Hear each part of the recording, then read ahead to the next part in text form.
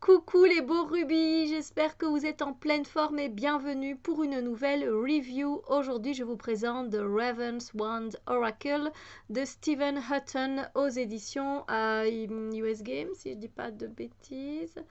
Oui, US Game Systems. Voilà, alors ça fait un petit temps que je l'ai aussi, donc je me suis dit qu'il était temps que je vous le présente. En fait, Stephen Hutton, donc l'auteur qui a créé ce jeu, a été inspiré en fait par les chroniques du Corbeau sombre, qui est une trilogie voilà, de livres apparemment. Et donc il avait envie du coup de mettre ces personnages dans les cartes, on va dire ça comme ça.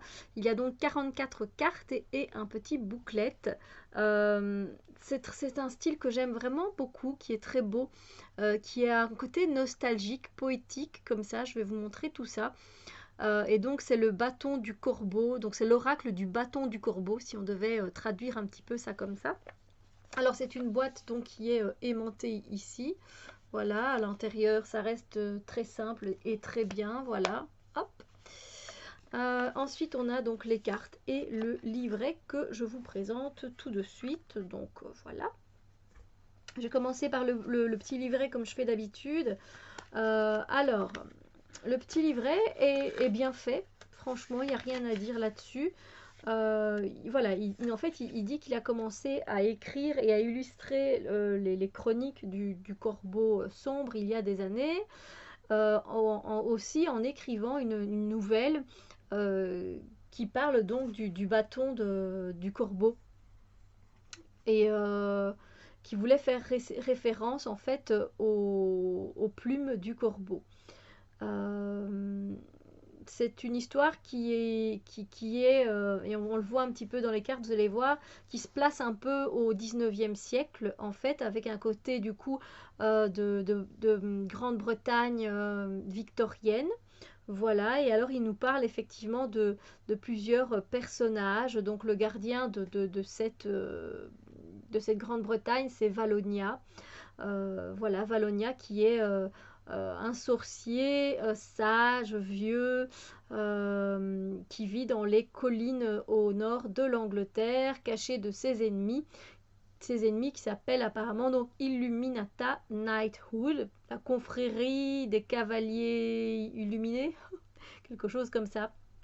Donc voilà, il nous explique un petit peu et il dit qu'on peut retrouver donc les chroniques sur un site. Donc comme ça, vous avez une petite idée de comment l'histoire a été créée dans les cartes et pourquoi il a créé ces personnages. Hein. Puis on a une petite introduction à cet oracle. Voilà. Et puis on a directement les cartes et les significations. Alors, il nous invite donc... ah oui, c'est écrit donc, vous retrouvez... Il n'y a pas de numéro de carte, mais c'est écrit par ordre alphabétique. Donc un moment, c'est a moment, donc ça commence par un A, et donc A, B, C, D, jusqu'à la fin, bien sûr. Et donc vous pouvez retrouver les mots-clés en dessous de chaque carte. Et donc il a... voilà, il nous dit ce qu'il ressent par rapport à la carte, la signification de la carte, et il met aussi un côté renversé, donc inversé. Donc si vous voulez avoir l'autre côté de la carte, ben, vous pouvez très bien le faire. C'est quelque chose que je fais pas du tout avec les oracles et pas du tout même avec les tarots, mais voilà, chacun sa façon de faire, il n'y a pas de souci avec ça. Et donc c'est toujours de la même façon, c'est d'une description assez courte, c'est en anglais certes, mais c'est pas un anglais, c'est un anglais accessible, je trouve. Et voilà, voilà. Et ensuite, après, il nous explique comment on peut l'utiliser avec des tirages. Donc, on a le tirage de la terre et de l'éclair, je pense. La destination aussi, voilà, la préparation. Et on a des petits exemples en fait. Hein. Donc, on a évidemment le corbeau noir, le tirage du corbeau noir. Sans plus, j'ai envie de dire, au niveau des tirages, voilà, il n'y a rien de particulier. C'est des tirages qu'on a déjà vu un peu, sauf qu'ils sont renommés d'une façon différente. Et on a le tirage des 4 saisons également. Mais voilà, je trouve que c'est un livret qui est bien fait. Il n'y a pas de souci avec ça. Alors, évidemment, c'est des cartes assez grandes, hein. Si je dois prendre ici, comme je viens de vous faire une review, je vais pouvoir vous montrer. Imaginons, voilà, c'est à peu près une taille standard, on va dire, même un peu plus grande qu'un tarot, mais vous allez pouvoir voir la différence comme ça. Voilà, donc il y a quand même une plus grande différence. Et pour les mélanger, du coup, c'est vrai que du coup, moi, je les mélange. Je ne sais pas les mélanger dans le sens horizontal, mais dans le sens vertical. Pas de souci pour les mélanger. Les cartes glissent très très bien, comme vous pouvez le constater. Au niveau de la qualité, c'est du US Game System. Si je n'ai rien à dire, absolument rien, rien au niveau de la qualité des cartes. Et puis, les tranches ne sont pas colorées et c'est très bien comme ça. Comme je le dis souvent, ça reste très beau, très esthétique, mais une fois qu'on l'utilise, il n'y a rien à faire, ça s'en va. Qu'est-ce que je peux vous dire d'autre? Ben voilà, on peut avoir déjà le dos des cartes. Donc vous voyez, si vous avez envie de faire du l'envers, ben c'est tout à fait possible parce que c'est le même dessin. Et donc ces 44 cartes qui sont absolument magnifiques et sublimes. Je vais essayer de vous montrer ça au mieux. Alors soit vous pouvez travailler avec les mots-clés, soit intuitivement, c'est à vous de voir comme vous le faites. Voilà, il y a des cartes qui sont très lumineuses et puis des cartes plus sombres, donc c'est un oracle qui est très intéressant, je trouve, qui est très beau. On retrouve des animaux, on retrouve des pierres, la nature, les éléments. On retrouve énormément de choses en fait dans ce jeu et j'aime beaucoup. Il y a autant de cartes positives, entre guillemets, et de cartes négatives. J'adore les illustrations, je trouve ça magnifique, hein. Vraiment. Steven Hutton a fait un travail très très beau. Enfin, je sais pas, il y a quelque chose de vraiment particulier. C'est un jeu avec une ambiance particulière, charmant, poétique, nostalgique. Il y a quelque chose de particulier dans ce jeu que j'arrive pas trop à définir. On voit bien que ça a été créé vraiment de toutes pièces. Je veux dire que c'est inspiré. Enfin, c'est de son inspiration à lui, ça vient de quelque part, on ne sait pas où, mais enfin oui, voilà, ça se place un peu comme il le dit au 19e siècle en Grande-Bretagne, mais en Angleterre, mais même ça, je trouve pas particulièrement qu'on ressent vraiment le côté Grande-Bretagne à l'intérieur. Mais magnifique, magnifique vraiment. Et puis, il y a plein de détails. Vraiment, quand vous rentrez dans la carte, vous avez envie d'aller voir qu'est-ce qu'il y a au-dessus, qu'est-ce qui se cache là en bas. Il y a plein de détails. C'est super intéressant et vous pouvez travailler avec tout ça. Vraiment, c'est super chouette. Il y a un côté aussi, donc, comme je l'ai dit, très nature aussi. J'adore, j'adore, j'adore. Franchement, j'aime vraiment ce jeu. Il a des choses à raconter et la carte a des choses à nous raconter aussi. Alors du coup, je ne vous ai pas dit les mots en anglais. Certaines, ça va, en français, c'est le même mot, hein, mais euh, j'adore, j'adore. C'est super bien fait.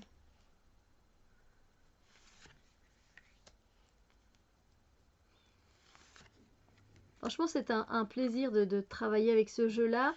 Mais à chaque fois, il y a cette énergie qui vient de je ne sais où, qui est là. C'est particulier. C'est vraiment particulier. Mais pas dans le sens négatif. Pas dans un sens négatif. C'est un oracle pour moi vraiment à part des autres. Vous savez, chaque oracle a son propre univers, a son propre thème. Et là, ben, effectivement, il a son propre thème, hein, lui aussi. Hein, mais je sais pas. J'arrive vraiment pas à le mettre, je vais dire, dans une catégorie particulière.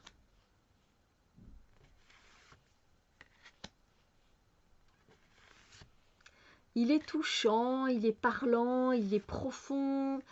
Il y a vraiment des choses qui peuvent nous être révélées si on reste bien à l'écoute et qu'on se plonge bien dans les cartes. C'est tout un univers vraiment intéressant à explorer.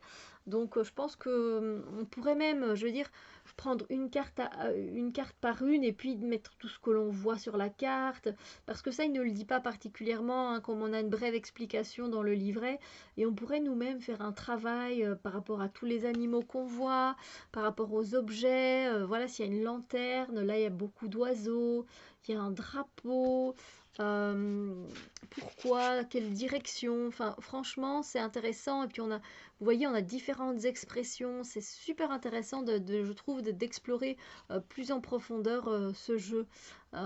C'est vraiment waouh, c'est un beau travail et je souligne ça. Donc pour moi c'est un deck que j'aime vraiment beaucoup. C'est pas un coup de cœur, mais je suis très attirée par l'univers qui a été créé ici. Donc c'est le Ravenswan's Oracle que vous pouvez trouver sur Amazon ou d'autres dans vos librairies, bibliothèques, etc., dans vos magasins.